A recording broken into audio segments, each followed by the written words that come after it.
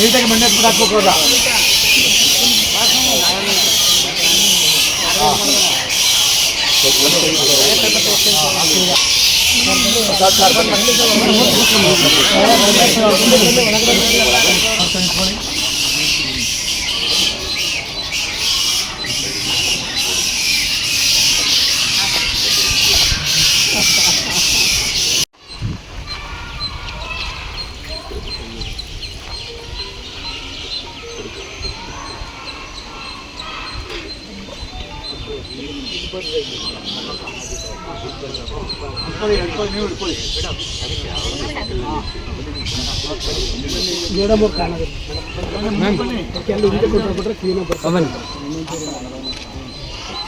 ಸಂಘಗಳ ವಿವಿಧ ಕಾರ್ಯನಿರ್ವಹಿಸುತ್ತಾ ತಮ್ಮೆಲ್ಲರಿಗೂ ವಂದಿಸುತ್ತಾ ಇವತ್ತಿನ ಈ ಕಾರ್ಯಕ್ರಮವನ್ನು ಈ ಸರ್ಕಾರಿ ಶಾಲೆಯಲ್ಲಿ ಹಮ್ಮಿಕೊಂಡಿರೋದು ಭಾಳ ಸಂತೋಷದ ವಿಚಾರ.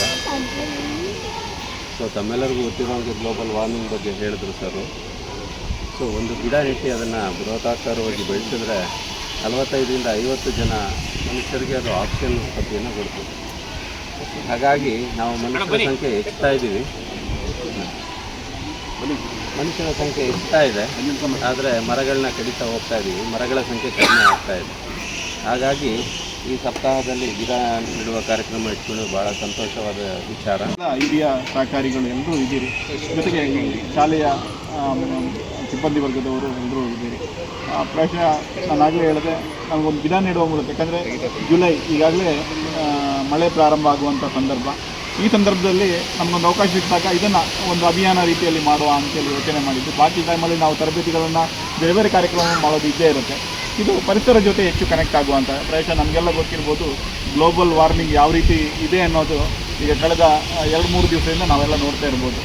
ಯುರೋಪಲ್ಲಿ ಗ್ಲೋಬಲ್ ವಾರ್ಮಿಂಗ್ನ ಸುದ್ದಿ ಆದಾಗ ಇಡೀ ವಿಶ್ವಕ್ಕೆ ಸುದ್ದಿ ಆಗುತ್ತೆ. ಅದೇ ನಾವು ಏಷ್ಯಾದ ಭಾಗದಲ್ಲಿ ಇದೆಲ್ಲ ಗ್ಲೋಬಲ್ ವಾರ್ಮಿಂಗ್ ಬಗ್ಗೆ ತುಂಬ